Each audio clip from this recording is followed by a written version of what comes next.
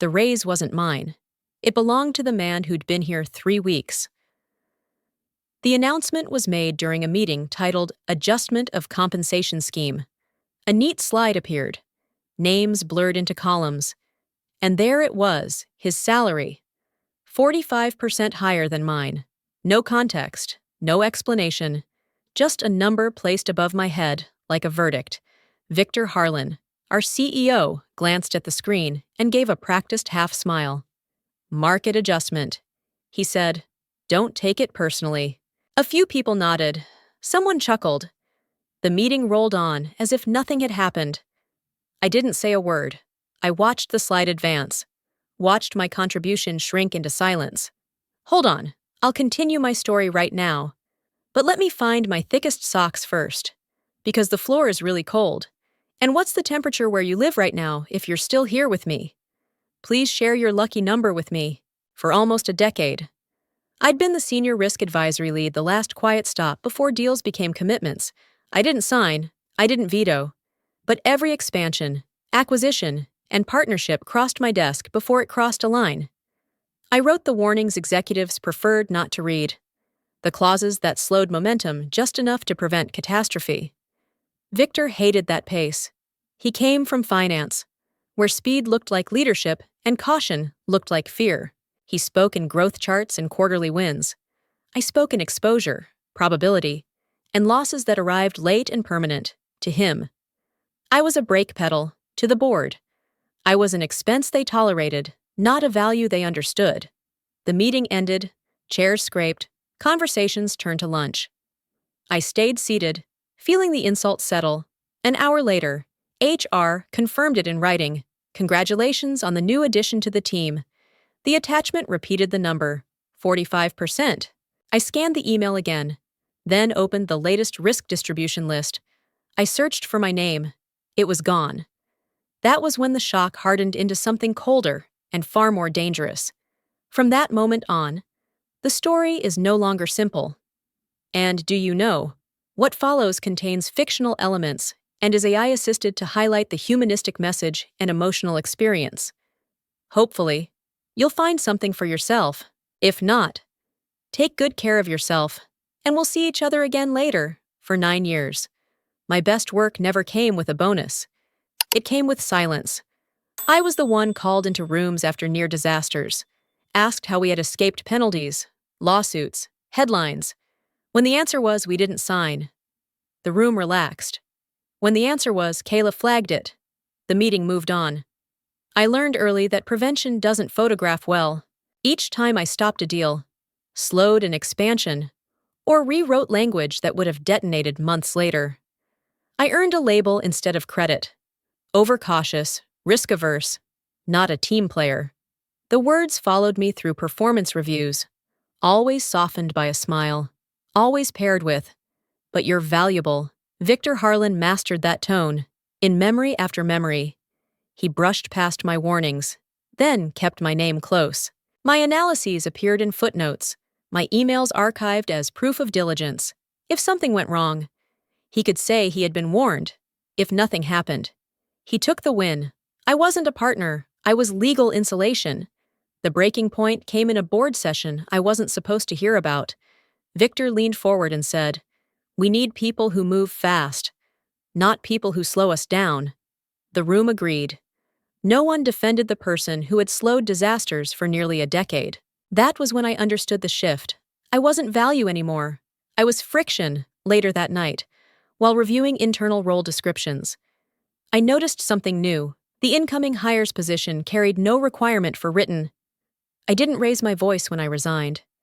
I didn't explain myself either. The email was 3 sentences long, polite, final, and sent before most people finished their morning coffee. Victor Harlan replied within minutes. "You'll be missed," he wrote, followed by a smiley face that felt rehearsed. When we met later that afternoon, he repeated it out loud, standing in the doorway of his office like a man delivering condolences he didn't mean. "I respect your decision," he added, already glancing at his phone. There was no attempt to negotiate, no curiosity about why someone with 9 years of institutional memory would walk away without asking for more.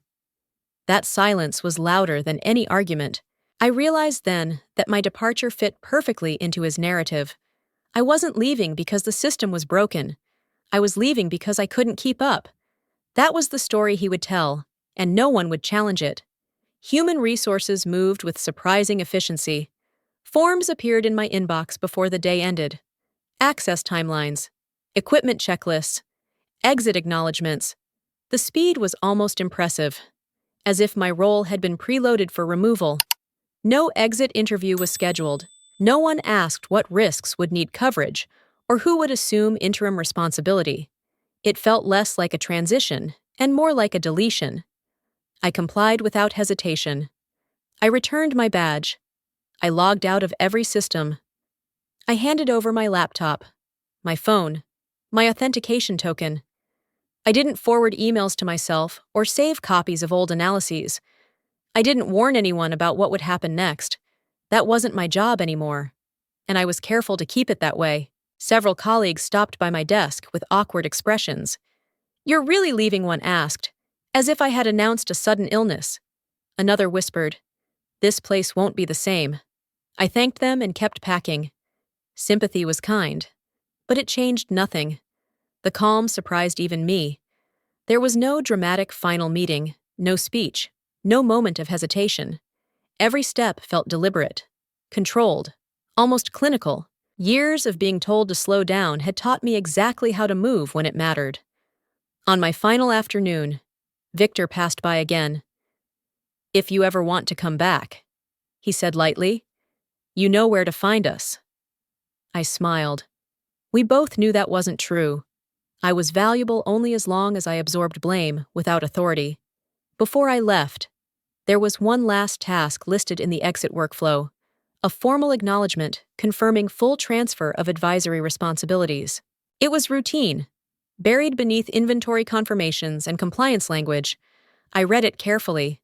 The document stated that my role, duties, and obligations had been fully reassigned and concluded as of my departure date. I signed it without hesitation.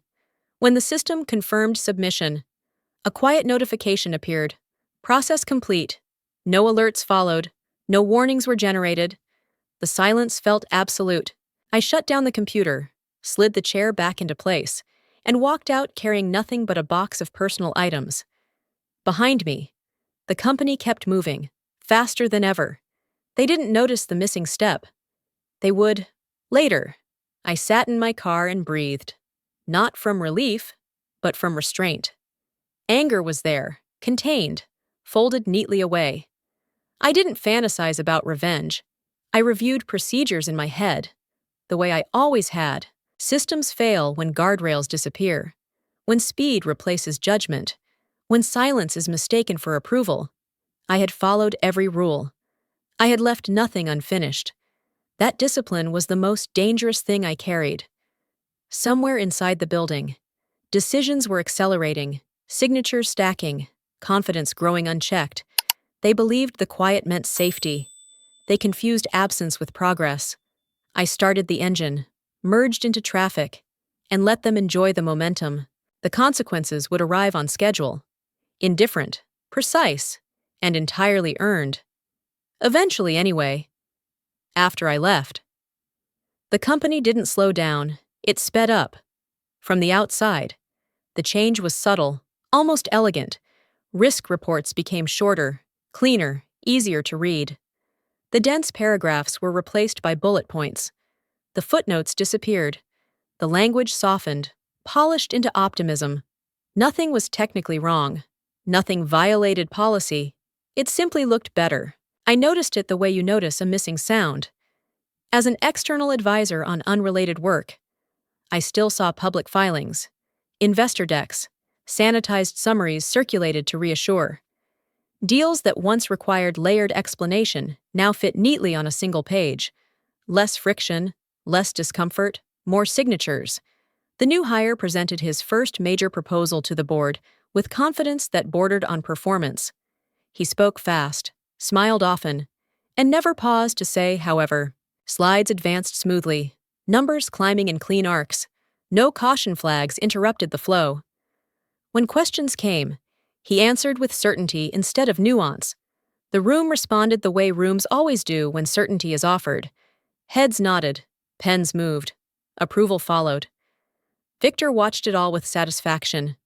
After the vote, he leaned back and said, "See, no bottlenecks." A few people laughed. Someone repeated it, as if it were a strategy instead of a punchline. Momentum became the metric. Speed became proof. I observed without reacting. I wasn't in the room anymore, but patterns are hard to unsee once they've lived in your hands. I compared documents quietly, quarter to quarter, transaction to transaction. The structure was familiar. The order wasn't. Something fundamental was missing, and its absence was being mistaken for efficiency. There had always been a page that made people uncomfortable. It never led the report. It didn't summarize or persuade. It listed scenarios no one wanted to imagine, consequences that arrived late, costs that compounded silently. That page forced readers to slow down. It required acknowledgement. It didn't stop deals. It made them honest. That page was gone, not archived, not revised, removed. In its place was a sentence that sounded harmless. No material risks identified at this stage. It appeared again and again, copied with minor variations. Clean enough to slide past attention. Without the missing page. Nothing required follow-up. Nothing demanded a signature that said, "I understand what could happen next." From where I sat, the system looked calmer than ever. Press releases praised discipline. Analysts upgraded forecasts. Victor spoke at conferences about agility. We streamlined decision-making. He told an audience that rewarded confidence with applause. I didn't interrupt. Observation doesn't require participation. I watched the cadence accelerate. Commitments stacked closer together. Contingencies vanished. Each deal leaned on the assumption that the last one had worked. Then I saw the timing. 3 major transactions closed inside a single quarter. Different sectors, different teams, same structure, same missing page, individually. They looked manageable, together. They formed a pattern that made my hands go cold on the steering wheel. I checked again, hoping to be wrong. I wasn't. The board approved them unanimously. Victor announced the wins in one breath. "This is what progress looks like," he said.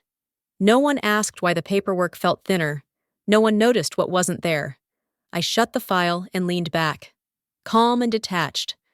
I wasn't angry. I wasn't relieved. I was simply aware. Systems don't collapse because of what's added. They collapse because of what's quietly removed. The quarter closed strong. The signatures were dry, and somewhere between speed and silence. The missing page waited to be missed. I knew the math before anyone else felt it. When safeguards vanish, exposure multiplies. I marked the calendar, not with dates, but with dependencies. One failure would pull the next. By the time questions started, answers would be late. I stayed quiet, watching momentum do what it always does when no one slows it. Eventually, consequences arrive without emotion, precision intact, indifferent to explanations offered. Ironically, the numbers loved Victor. The stock climbed steadily, quarter after quarter, and every financial channel repeated his name like a mantra. Headlines praised discipline, speed, and bold leadership. Analysts called it a turnaround story. Victor smiled into cameras and said things like, "We're finally moving like a modern company." I watched the coverage quietly, not with pride, not with regret, just attention. Growth always looks impressive when it fits neatly into charts. The lines pointed upward, confidence baked into every projection. No one asked what had been removed to make the graphs so clean. Recruiters noticed the headlines too. My phone rang more often. Voices eager, promises generous. They talked about opportunities, fresh starts, leadership roles where my experience would be valued. I declined each call politely, not out of loyalty, but because I didn't need to be anywhere else to see what was coming. Instead, I read public filings, earnings calls, regulatory disclosures. I read them the way I always had. Looking past the language meant to reassure. The risks were still there. They hadn't vanished. They were simply queued, waiting their turn. I recognized them immediately, like familiar faces in a crowd pretending not to stare. The optimism felt rehearsed. Victor talked about de-risking through scale, a phrase that sounded smart and meant nothing. Each success depended on the previous one holding. Each assumption leaned on another assumption that no longer had its own page. I could trace the chain easily. If one link snapped, the rest would follow. That was the irony no one wanted to hear. The faster they moved, the more fragile the structure became. Speed hid exposure. Confidence replaced caution. From the outside, it looked like mastery. From where I stood, it looked like gravity waiting. I didn't warn anyone. Warnings are only valuable when someone is required to read them. I stayed detached, letting public optimism do its work.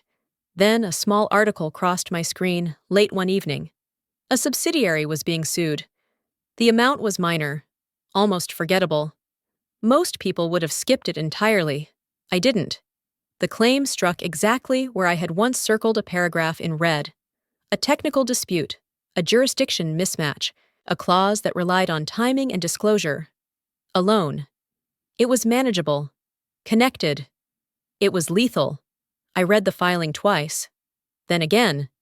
The missing page mattered now. Without it, the defense would lean on assumptions that no longer existed. The risk I had warned about years earlier had found its entry point. Quietly, legally, on schedule. The stock didn't react. Victor didn't comment. Media stayed focused on growth. That was how it always starts. A small crack dismissed as noise. I closed the report and exhaled slowly. This wasn't collapse. It was alignment. Everything Victor had accelerated was now perfectly positioned to amplify impact. The risks were no longer theoretical. They were active, waiting for pressure to build. I marked the company name on a mental list I kept for moments like this. Growth looked amazing on paper. It always does, right before gravity intervenes. I didn't smile. I didn't celebrate. I simply observed, knowing the first domino had tipped exactly where it always would. The lawsuit wouldn't kill them. It didn't need to. It only had to wake the system they had streamlined too far. Once questions started, answers would arrive late, diluted by confidence that no longer matched reality. I turned off the screen and sat with the certainty that this was merely the beginning. Momentum was still carrying them forward, applause echoing louder than caution ever could. I let it run. Systems reveal themselves under stress, not celebration. When the second crack appeared, there would be no page left to hide behind. That absence would finally be noticed. By then, it would be far too late to ask why no one had slowed down sooner. I already knew the answer. The first domino didn't fall loudly. It arrived disguised as a footnote. I noticed it in a routine disclosure buried beneath earnings commentary and optimistic language. A lawsuit had been filed against one of our smaller subsidiaries. The amount was insignificant by corporate standards, barely enough to ripple a balance sheet. Most readers would have dismissed it as noise. I didn't. I read the filing slowly, tracing the language back to a clause I remembered too well. That claim triggered a secondary provision inside a lending agreement tied to the parent company. Not a default, not yet, but a condition that required disclosure, review, and acknowledgement. Years earlier, I had flagged it as a pressure point, the kind that never mattered until it suddenly did. Now it mattered. Victor didn't see it that way. He commented on the lawsuit during a brief internal call. His tone relaxed, almost bored. Isolated incident. He said, nothing material. Someone echoed the phrase. Notes were taken. The call moved on to growth projections. I closed my laptop and sat still. Cross-default provisions don't announce themselves. They wait. They listen. They connect dots silently, indifferent to confidence. I had seen it before. One issue exposes another. One review invites a second. No system built on leverage ever fails in a straight line. The tension lived in the waiting. Nothing happened immediately. The market stayed calm. The stock barely moved. Victor continued his media rounds. assuring investors that the company's fundamentals were strong. "We've stress-tested everything," he said in one interview. I wondered who we included now. Days later, the email arrived. Not to me, but I saw it referenced in a regulatory update. The bank had requested a comprehensive review of risk disclosures across all active loan agreements. Standard language, neutral tone, no accusations, just a request. That was the sound I'd been listening for. Banks don't ask questions unless something tells them to. The lawsuit had done its job. It hadn't caused damage, it had pointed. The review meant pulling files, comparing representations, verifying assumptions. It meant discovering the missing page. I imagined the scramble inside the building, analysts searching archives, lawyers rereading contracts they hadn't touched in months, executives asking when certain language had changed, Victor insisting everything was fine. "We've always done it this way," he would say. But they hadn't. I felt no satisfaction, only confirmation. The pattern was unfolding exactly as expected. When safeguards disappear, scrutiny replaces them, and scrutiny never stops at the first answer. Another internal memo surfaced. Then another. The bank's request expanded. Politely, but unmistakably. What began as a review became an audit. Victor's team framed it as routine. "Happens all the time," someone told a reporter. I knew better. I replayed past meetings in my head. Moments when I had slowed discussions to explain how one obligation leaned against another, how speed created exposure, how confidence didn't change math. Each warning had been acknowledged, then ignored. Each acknowledgement had been documented. That documentation was gone now, replaced by silence. Silence reads differently under examination. The bank wanted assurance. They wanted consistency. They wanted to know why disclosures looked different across similar agreements. There was no answer that didn't lead back to process, and process now had a visible gap. The tension sharpened. Victor canceled a conference appearance, then another, internally. Emails grew longer, more careful. Phrases like "out of an abundance of caution" appeared. Late and defensive, I stayed out of it. Observation was enough. The first domino had fallen exactly where it was supposed to. The others were already leaning, when the bank's final notice was summarized publicly. It sounded harmless. A review. A request. Nothing alarming. I read between the lines and felt the certainty settle. This wasn't about the lawsuit. It never was. It was about what the lawsuit revealed, and what the review would uncover next. Cross-default clauses don't forgive. They cascade. I closed the document and exhaled. The system had begun asking the questions I used to force it to ask. Only now, there was no one left whose job required answers. The first domino was down. The rest would follow, quietly, precisely, and without mercy. The first call came early, before the market opened. Victor's name flashing on my phone like a reflex. I let it ring, not out of spite, not out of fear. I simply didn't have anything left to explain. Silence, I had learned, carried more weight than any carefully worded warning. The second call followed 10 minutes later, this time from the CFO. His voice message was controlled, professional, edged with urgency. "Kayla, we just need some clarification," he said, as if clarity were something you could retroactively insert into a system already in motion. I deleted the message without responding and set the phone face down. By noon, the lawyers started calling, outside counsel first, then internal. Their tones varied, but the script stayed the same. Quick questions, limited scope, a chance to help everyone move forward. I didn't return a single call. I wasn't punishing anyone. I was honoring the boundary they had insisted on when I left. I had resigned cleanly. I had transferred responsibility. I had signed the document that confirmed my advisory role was complete. Answering now would blur that line, and lines matter most when pressure arrives. They didn't need my voice. They needed the page they had removed. Victor tried again that afternoon. This time he left a message. "Let's not make this bigger than it is," he said, his confidence thinning. "We can fix this." I listened once, then archived it. Fixing things required authority I no longer had, and warnings no one was obligated to read. The power wasn't in refusing them. It was in the stillness that followed. Without my input, conversations stretched longer, emails multiplied, assumptions collided. Each unanswered call forced them to confront the structure they had chosen. Silence became a mirror. I watched from a distance as tension seeped into public statements. Language tightened. Certainty softened.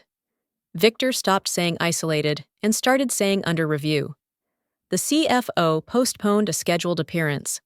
Legal updates grew cautious, layered with phrases designed to buy time.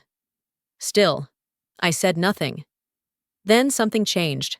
An email surfaced, forwarded to me by a former colleague who couldn't resist. It wasn't addressed to me. It was sent to the board.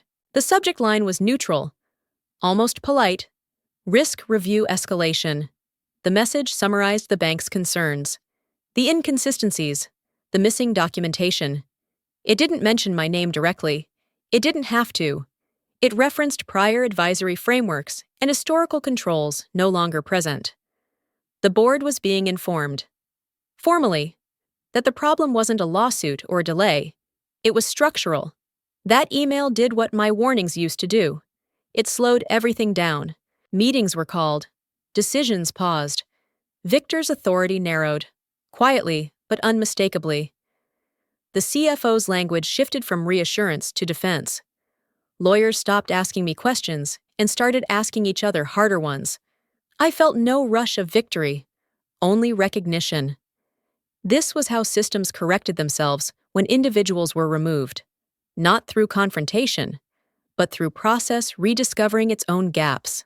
That evening, Victor called one last time. He didn't leave a message.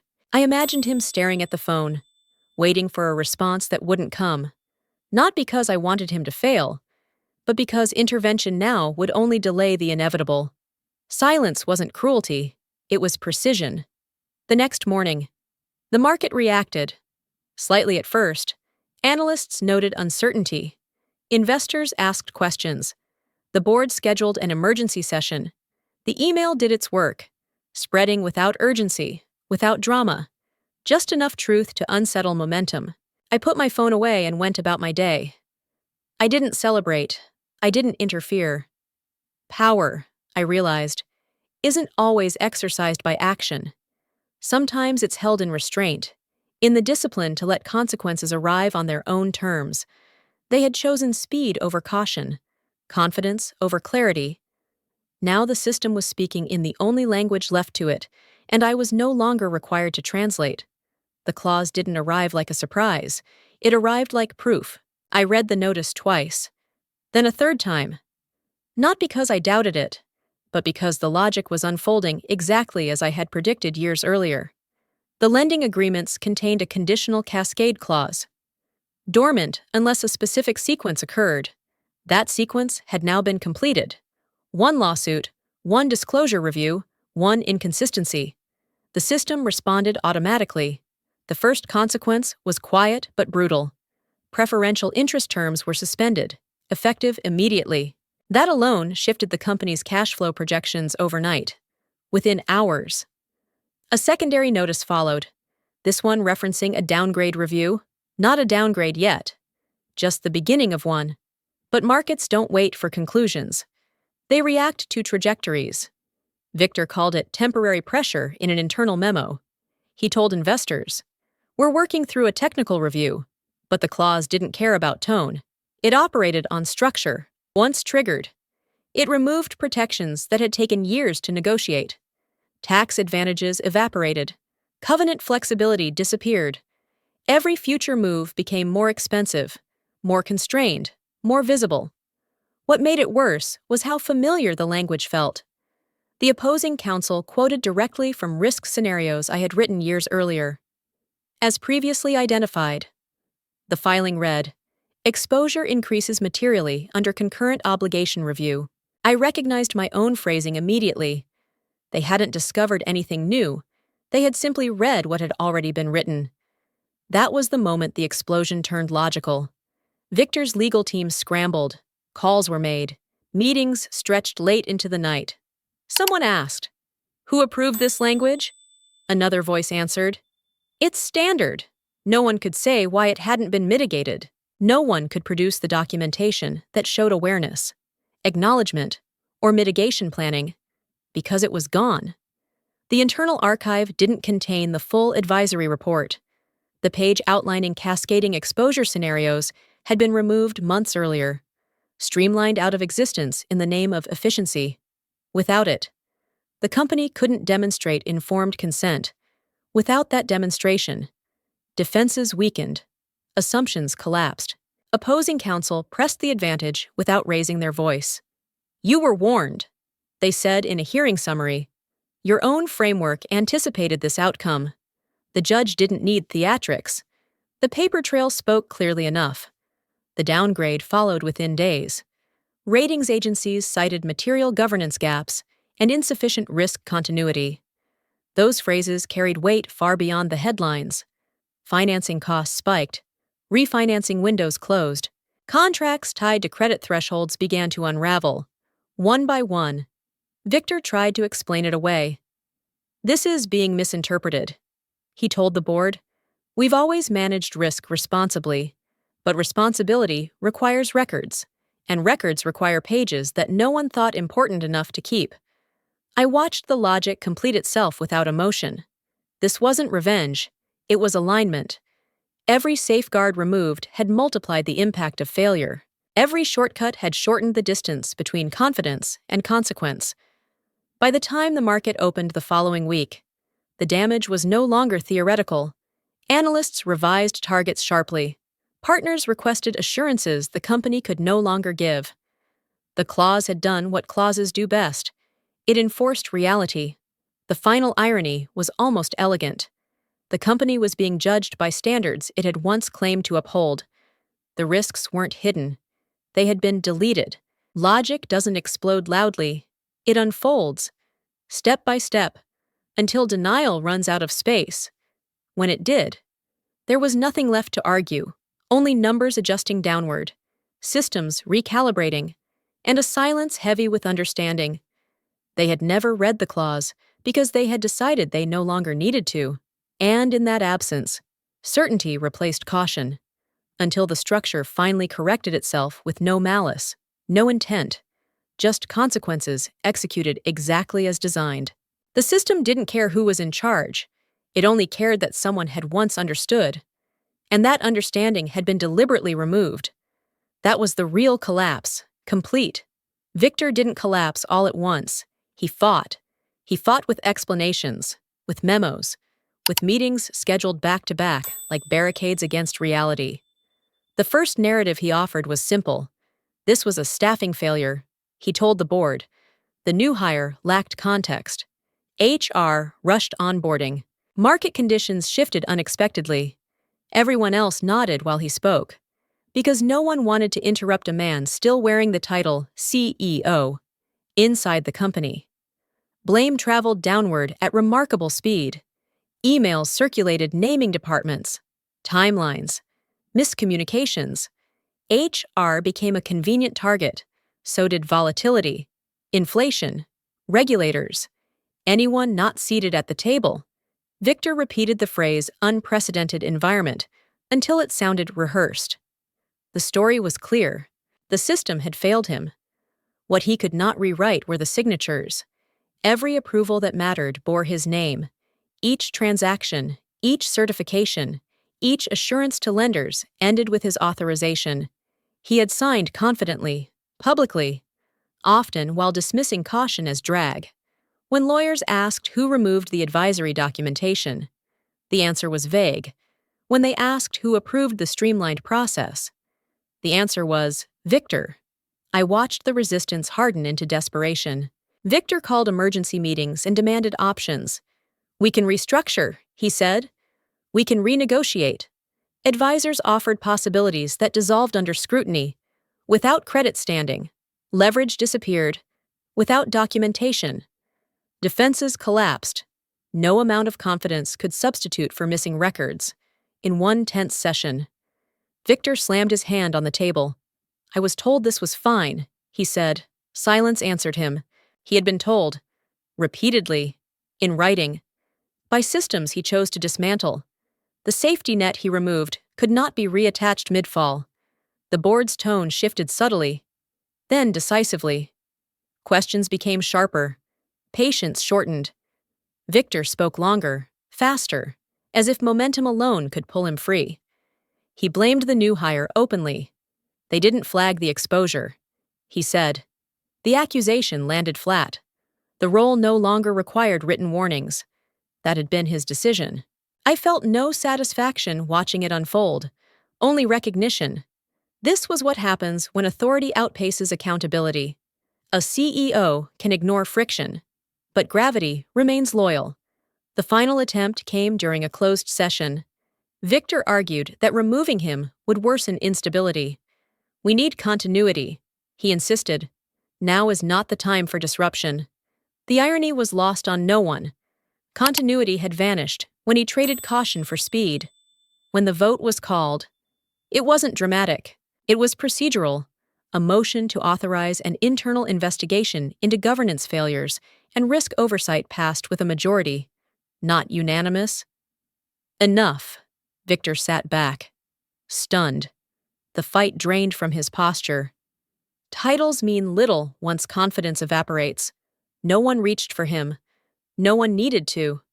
I closed my laptop and exhaled slowly. The resistance was over. Systems don't argue, they conclude. A CEO who removes his own restraints has no defense when motion turns against him. The board had chosen preservation over loyalty, structure over personality. That decision sealed the outcome more firmly than any lawsuit ever could. From my distance, the outcome felt inevitable, not emotional. I didn't orchestrate it, didn't push a button or whisper to the board. I had simply stepped aside and allowed the architecture Victor redesigned to operate without disguise. Every shortcut he praised removed a margin of error he later needed. Every warning he dismissed became a question no one could answer for him. That is the quiet cruelty of systems built on confidence alone. They function perfectly until they don't. And when they fail honestly. Victor believed leadership meant acceleration. He never understood that restraint is also a form of control. When the investigation began, it wasn't revenge taking shape. It was gravity resuming its job, pulling everything back to the rules he thought no longer applied. The lesson arrived late, but it arrived exactly where accountability always waits, without excuses remaining. If you believe Victor's decision to blame everyone else while signing every approval himself was exactly what he deserved, leave a 1 in the comments because speaking up matters, and your voice helps shape how accountability should look when power is abused. $3.8 billion didn't announce itself with sirens or headlines. It surfaced quietly, line by line.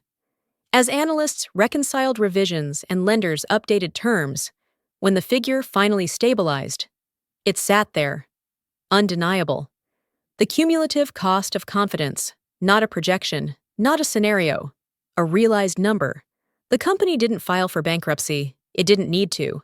Recovery requires elasticity, and elasticity had been priced out. Credit tightened, partners paused, options narrowed.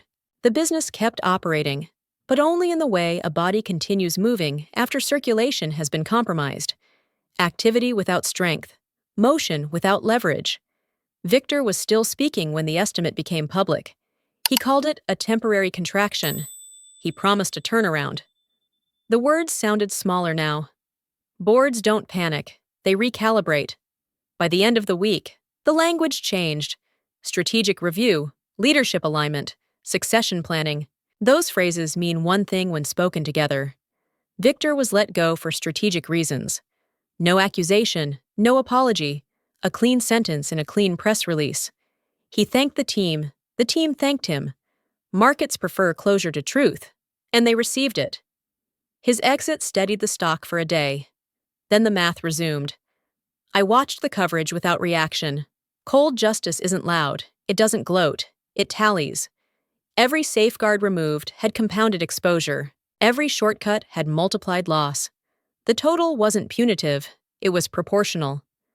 $3.8 billion represented the exact distance between caution and speed, measured over time, inside the company. Continuity plans rolled out, committees formed, frameworks were restored, slowly, with care that bordered on reverence. The missing page was rewritten, then expanded, then audited. It couldn't change what had already happened. It could only prevent repetition. That is how institutions learn when charisma fails. The call came a few days later. An external firm asked if I would serve as an independent witness. Not an advocate, not a consultant, a witness. My role would be limited to facts, timelines, and process. I accepted without hesitation. Distance sharpens memory. In preparation, I reviewed what remained in the record: emails, approvals, versions. The through line was unmistakable. Decisions had been accelerated. Friction had been framed as weakness. Documentation had been simplified past recognition. No villainy, no conspiracy, just choices. Stacked neatly, signed confidently. When I spoke, I kept it spare. I described structures, not people. I explained how cross-dependencies behave under stress. I answered questions with dates and references. Emotion would have diluted clarity. Cold justice requires precision. The final report avoided drama. It concluded that the losses were foreseeable, the controls adequate until removed, the outcome consistent with the system as redesigned. Accountability was assigned without spectacle. Recommendations were issued. Implementation began. The company survived. Technically, it would not recover. Practically, reputation lingers longer than debt. Talent hesitates. Capital remembers.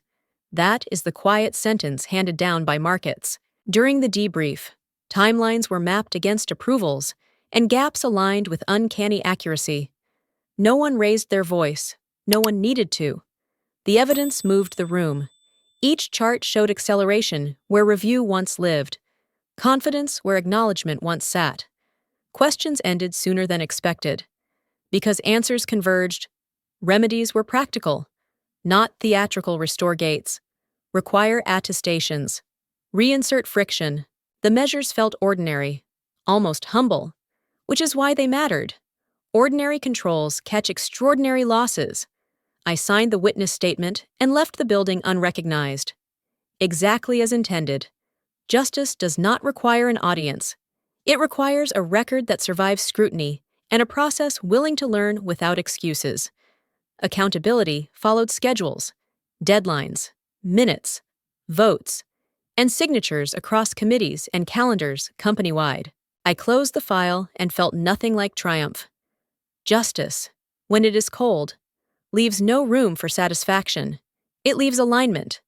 The number stood where it belonged, not as punishment, but as proof. $3.8 billion wasn't a headline. It was a ledger entry, balanced at last. I spoke to the board in a room that no longer needed persuasion. The chairs were closer together. The table cleared of slogans. I was invited as an independent witness.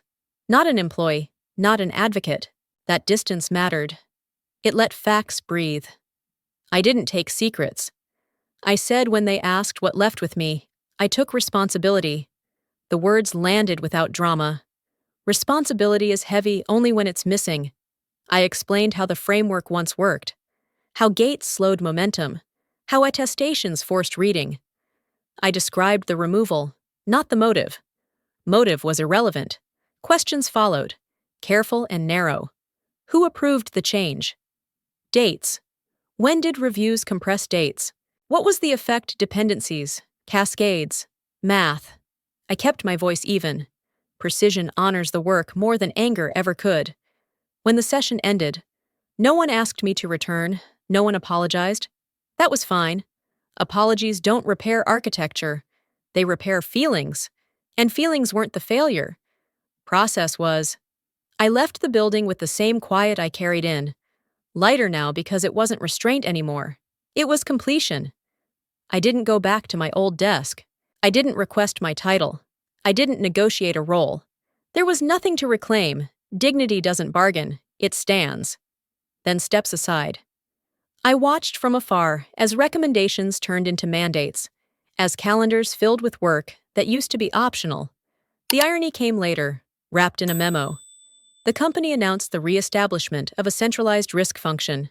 Independent, documented, mandatory, gates reinstated, attestations restored, reviews lengthened, language hardened. The missing page returned, then multiplied. It looked almost exactly like the proposal I had submitted years earlier and been told was too conservative. No one credited me. No one needed to. The work didn't belong to me anymore. It belonged to the system that had learned the cost of forgetting. That knowledge is the only thing worth keeping. A director called once. Privately, "You were right," he said. I thanked him and changed the subject. Being right wasn't the point. Being heard had failed. Being recorded had succeeded. Relief arrived without fireworks. It came as sleep, as appetite, as mornings that didn't begin with scanning for risk. I felt my shoulders drop for the first time in years. Self-respect returned when I stopped translating danger into palatable language. Later, I reviewed the public notice confirming the new structure. It read clean and dull, perfect. That's how safeguards should sound. Ordinary, unremarkable, effective. I didn't return. And I didn't need forgiveness. The record was enough. The company would move forward smaller, slower, and safer. That was not victory. It was balance. What I took with me wasn't leverage or leverage's echo.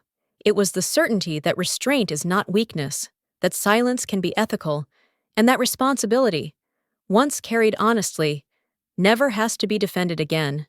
It simply stands, and the world adjusts around it. I stayed present but unattached, answering follow-up questions in writing when asked, declining commentary when it drifted toward personalities. Independence kept the work clean. The board adopted timelines, owners, and controls with a seriousness born from cost. Training returned. Checklists reappeared. Reviews slowed. The language of certainty softened into the language of care. None of it erased the loss, but it prevented the habit that caused it. Watching that shift brought a steady calm. I wasn't vindicated. The system was repaired. That distinction mattered. Repair honors everyone who will never know what was avoided.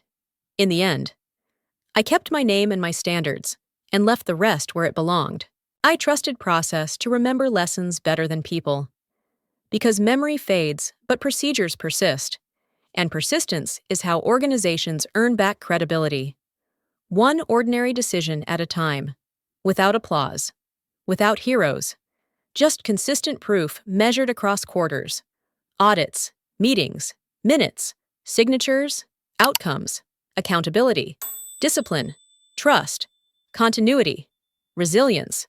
I didn't celebrate when it was over. I moved on. The quiet that followed felt earned, not empty. My days no longer revolved around bracing for consequences no one wanted to hear. I chose work that respected pause, systems that valued review, teams that understood why slowing down is sometimes the fastest way to survive. Victor faded quickly. His name stopped appearing in press releases, then in conference agendas, then anywhere that mattered. Industries have long memories, and they don't forgive leaders who confuse confidence with competence. He didn't fall dramatically, he simply disappeared. Which felt appropriate. What stayed with me wasn't anger or victory, but clarity. The story wasn't about punishment, it was about cost. Ignoring the quiet ones always saves time up front and charges interest later. Systems remember what egos forget. When people ask what I learned, I keep it simple. Pay can buy speed. Titles can buy authority. Neither can buy judgment. That has to be earned, protected, and sometimes listened to when it's inconvenient. They thought paying someone more would buy speed. What they couldn't afford was wisdom. I carry that lesson forward without bitterness, knowing justice favors structure, memory, and the courage to walk away. I didn't lose my job because I failed. I lost it because I refused to pretend that speed was the same thing as strength. What this experience taught me is painfully simple systems don't collapse because of bad people. They collapse because good warnings are treated as inconveniences. In real life, the most valuable work often leaves no visible reward, only disasters that never happen. Headlines that never appear, crises that quietly pass us by. Being the one who slows things down means being misunderstood, underestimated, and eventually pushed aside. But there's also dignity in it. I learned that self-respect doesn't come from titles, salaries, or applause. It comes from knowing you didn't trade your judgment for approval, even when it would have been easier. Ignoring the quiet voice today almost always creates a louder reckoning tomorrow. Wisdom rarely announces itself with confidence. It shows up as hesitation, questions, and uncomfortable pauses. And when organizations or people stop making room for those pauses, they pay for it in ways money can't fix. If you were in that situation, what would you choose? Would you stay silent to stay comfortable? Or speak carefully, knowing it might cost you everything I'd genuinely love to know what you'd do? And before you go, tell me where you're listening from right now. Stories like this travel far because people recognize themselves in them. If you feel this message matters, subscribing to the channel helps these stories reach others who might be standing at the same crossroads. A like, a comment, or a share isn't just engagement. It can help someone rethink a decision before it's too late. If you believe that choosing integrity is still worth it, help this story keep moving. This story was fully created and produced by our team. We do not copy or borrow content from any other channel. Thank you for staying with us and listening until the end.